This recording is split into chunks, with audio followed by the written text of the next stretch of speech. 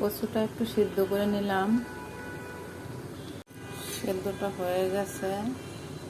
এখন এটা পানিটা একটু ঝরিয়ে নেব। এই যে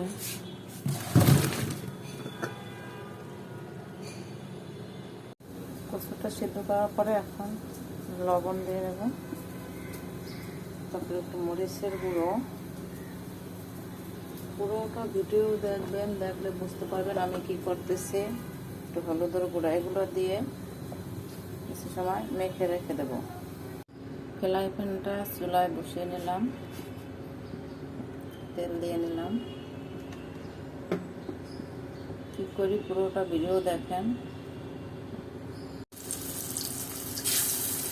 কচুগুলো একটু ভেজে নেব, এভাবে লাল করে সবগুলো কচু ভেজে নেব। তারপরে কি করি সেটা দেখতে পাবেন।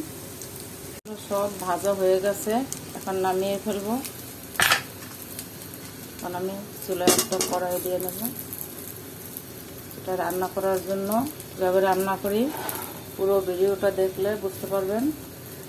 কচু রান্না তো অনেকেই করে, আমার মতো কে কে করেন কমেন্টে জানাবেন। সরিষার তেল, এখন আমি এটা ভাজাটাও আমি সরিষাটা দিয়ে ভাজি সবসময়, কিন্তু আজকে একটু সয়াবিন তেল দিয়ে ভেজে নিলাম। এখন একটু রসুন কুচি, একটু কচু একটু বেশি করে রসুন কুচি দেবেন। তারপর পেঁয়াজ,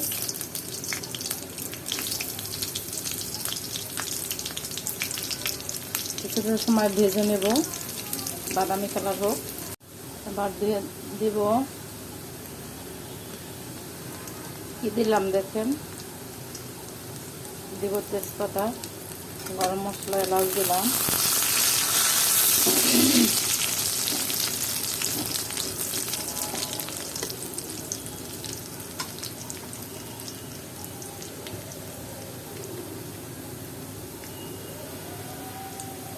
এবার দেবো একটু আদা রসুন বাটা, আমি একসাথে গরম করে রেখে দিয়েছি।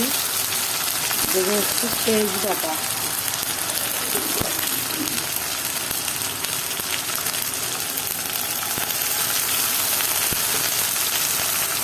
দেবো পরিমাণ মতো লবণ,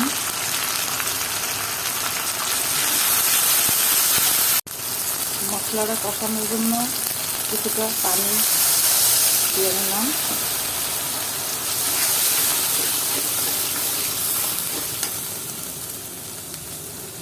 এটা দেখতে হচ্ছে মরিচের গুঁড়ো, একটু ঝাল ঝাল ভালো লাগবে। তারপরে একটু হলুদের গুঁড়ো কম দিলাম।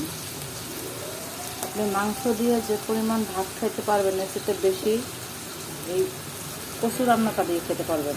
বাসায় ট্রাই করবেন। একটু ধনিয়া গুঁড়া, সব মশলা কষানোর পরে দেখেন কি করি, হয়ে গেছে। এখন কচুটা দিয়ে নেব। এটা বেশিরভাগ নারকেল দিয়ে রান্না করি, আজকে আমার বাসায় নারকেল নেই। নারকেল ছাড়াও অনেক স্বাদ হবে, এটা খেতে অনেক মজা। বাসায় ট্রাই করবেন, পুরোটা রান্না দেখেন, বাসায় ট্রাই করবেন। আমি এখন পরিমাণ মতো একটু ঝোল দেব, পরিমাণ মতো পানি দিয়েছি। এখন কিছু সময় ঢেকে দেব।